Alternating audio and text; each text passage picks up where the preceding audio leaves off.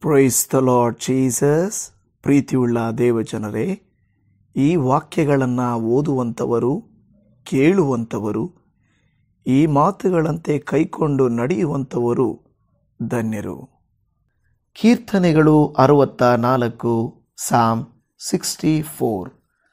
ದುಷ್ಟರಾದ ಒಳಸಂಚುಗಾರರಿಗೆ ದಂಡನೆಯುಂಟಾಗುವುದೆಂದು ನಂಬುವವರ ಪ್ರಾರ್ಥನೆ. ದಾವೀದನ ಕೀರ್ತನೆ. ದೇವರೇ, ನನ್ನ ಆರ್ತ ಸ್ವರವನ್ನು ಕೇಳಿ ಶತ್ರು ಭಯದಿಂದ ನನ್ನ ಜೀವವನ್ನು ರಕ್ಷಿಸು. ದುಷ್ಟರ ಒಳಸಂಚಿಗೂ ಕೆಡುಕರ ದೊಂಬಿಗೂ ಸಿಕ್ಕದಂತೆ ನನ್ನನ್ನು ತಪ್ಪಿಸಿ ಭದ್ರಪಡಿಸು. ಅವರು ನಾಲಿಗೆ ಎಂಬ ಕತ್ತಿಯನ್ನು ಮಸದಿದ್ದಾರೆ, ವಿಷವಚನವೆಂಬ ಬಾಣವನ್ನು ಹೂಡಿ ಗುಪ್ತ ಸ್ಥಳದಲ್ಲಿದ್ದು ಸಜ್ಜನನಿಗೆ ಗುರಿ ಇಟ್ಟಿದ್ದಾರೆ. ಸ್ವಲ್ಪವೂ ಹೆದರದೆ ಅವನ ಮೇಲೆ ಪಕ್ಕನೆ ಎಸೆಯುತ್ತಾರೆ.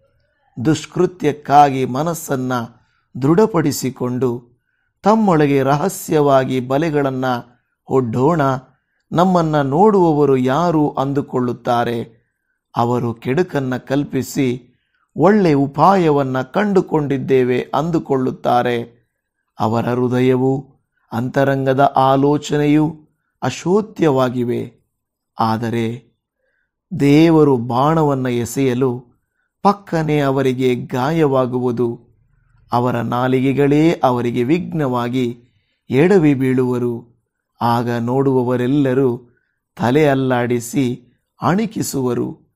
ಎಲ್ಲ ಮನುಷ್ಯರು ಭಯಪಟ್ಟು ದೇವರ ಕೆಲಸವೆಂದು ಹೇಳಿ ಆತನ ಕೃತ್ಯಗಳನ್ನು ಆಲೋಚಿಸಿಕೊಳ್ಳುವರು. ಸದ್ಭಕ್ತರು ಯೆಹೋವನಲ್ಲಿ ಆನಂದಪಟ್ಟು ಆತನನ್ನೇ ಆಶ್ರಯಿಸಿಕೊಳ್ಳುವರು. ಸರಳ ಹೃದಯರೆಲ್ಲರೂ ಹಿಗ್ಗುವರು. ಆಮೇನ್. ಪ್ರಿಯ